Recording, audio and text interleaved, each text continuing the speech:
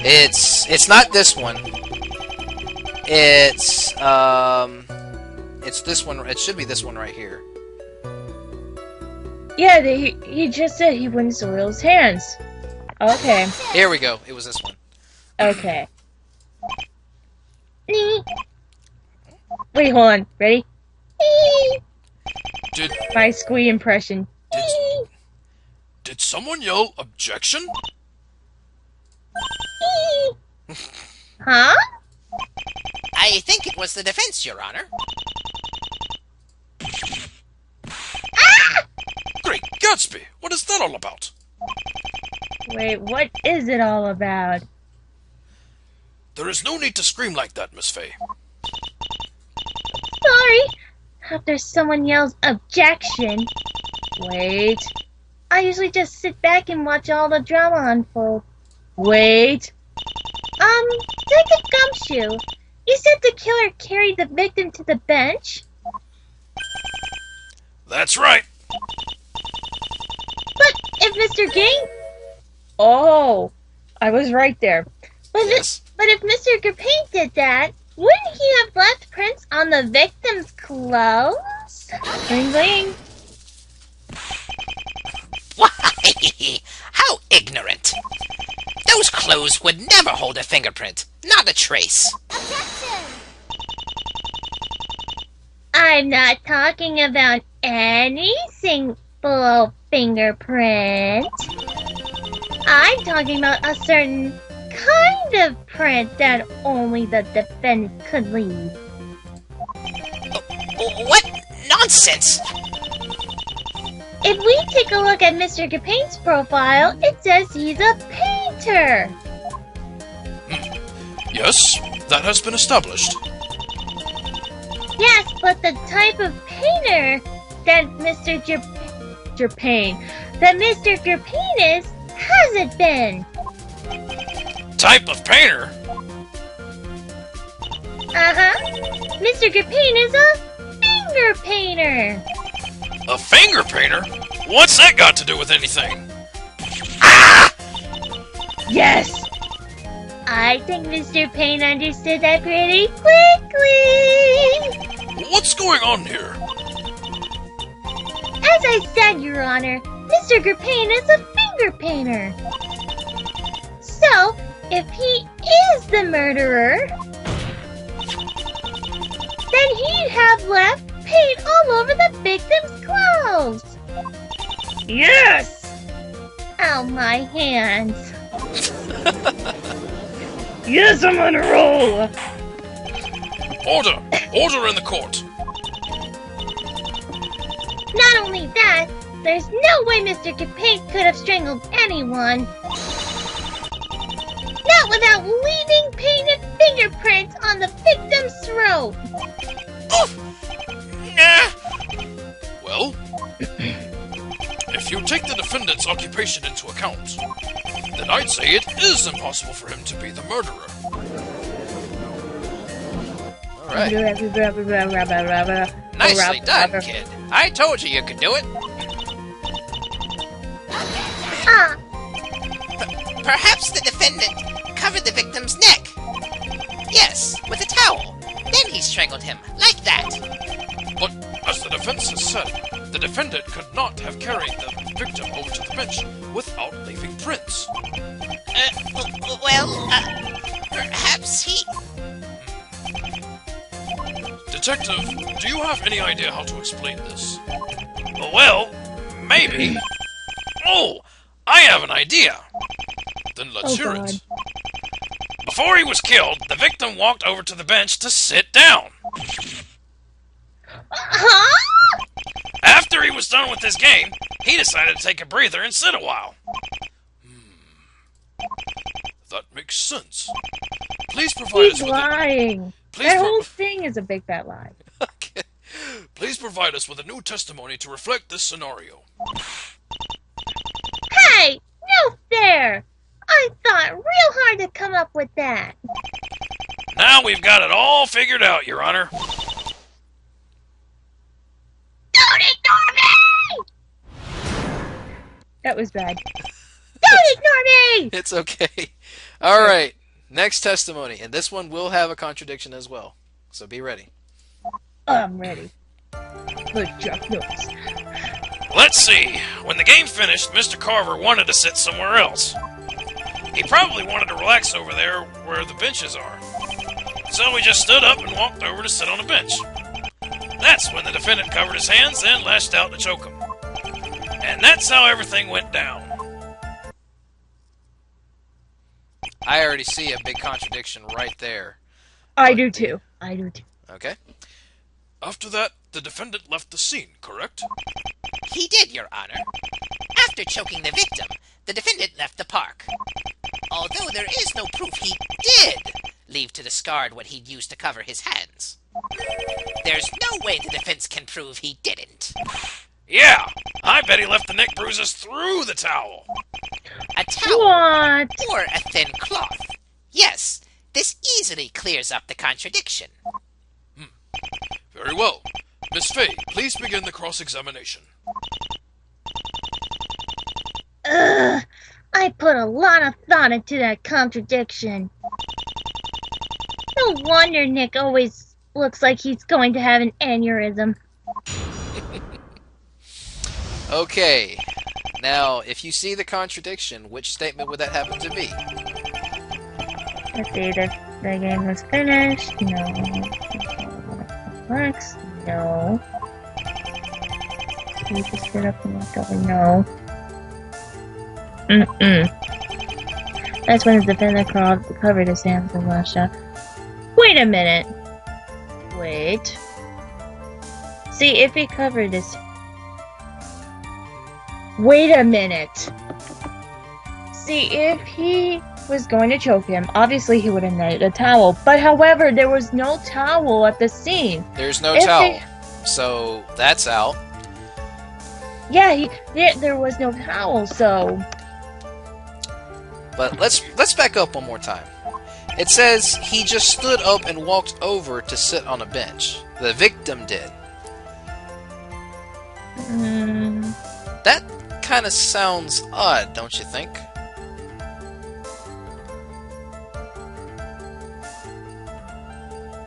So he just stood up and walked over to Oh! His broken leg! There you go. So what do we want to present? The profile? Well, no, it's not the profile. How do we find out about his the autopsy, right? Yep. Left leg His broken a leg few days prior to broken. death. Alright. Objection! Detective Gumshoe! I was waiting for this. Why are you saying my name like that? Because I found a contradiction!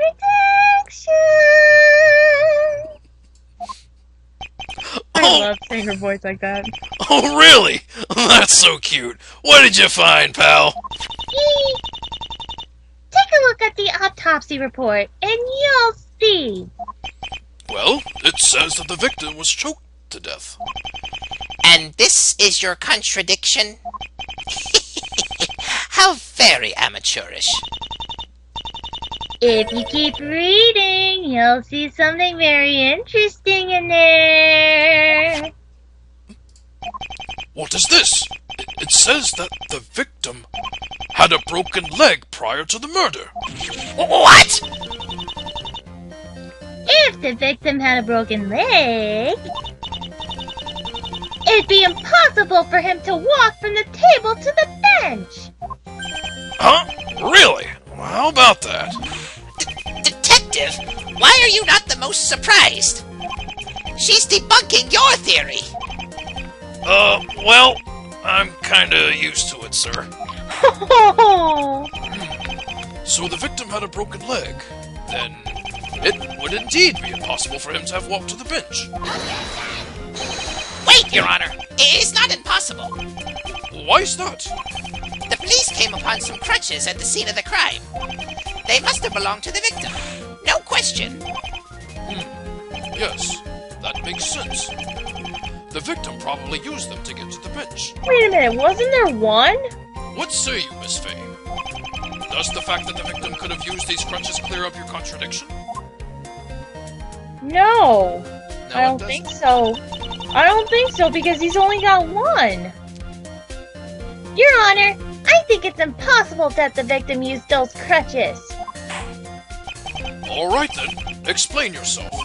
Why was it impossible for the victim to use the crutches to get to the bench? Alright, this is gonna take some evidence. It's the picture. I'm thinking about the picture because the crutches on the ground. And where is it at? Right there by the chess table. So That's he didn't why. stick. Take that! This is my answer! The crime scene photo? What about it? Your Honor, if you take a good look, you'll see why I'm right. Phoenix right! Oh god. Well, there is a chess table in it. Is that what you want me to see? Ugh, do I have to point it out? It'd be better if you did. Huh? Here, kid. Take this pointer and show the judge the contradiction. I get a pointer. Pointy. Sounds like a faster solution. Okay, I just have to point at something that doesn't match the prosecution theory. And that would happen to be... The crutch! Very good. That! Here, Your Honor! The contradiction is here! Why, aren't those crutches sitting under the chess table? Yes, that's them. Now, I have a question, Detective Gumshoe. Yeah? Was this photo taken the moment you arrived? It sure was! This photo represents the crime scene untouched. I thought so. What do you mean there, pal? Well, we see that the crutches are under the table, right? Yes, and your point is? If Mr. Carver really did walk over to the bench like Detective Gumshoe said, then how come he didn't then how come he didn't use the crutches to get there? The victim did have a broken leg after all. But maybe the defendant could have helped him over. Not without leaving finger paint marks. Maybe he hopped over to the bench. Now, that's just silly. The bench and the chess table are a good distance away from each other. Anyone with a broken leg would have used their crutches.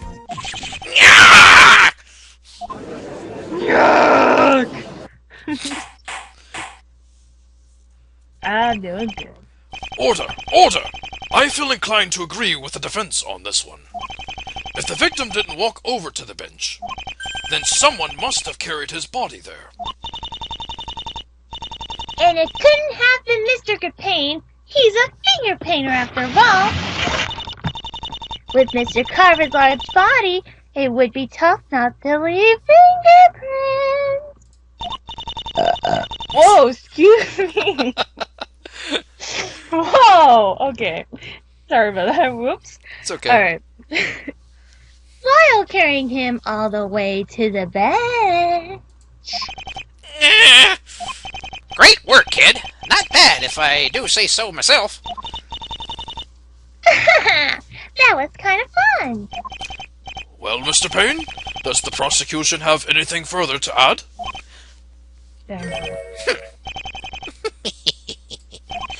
Actually, Your Honor, the prosecution does. You bastard! Huh?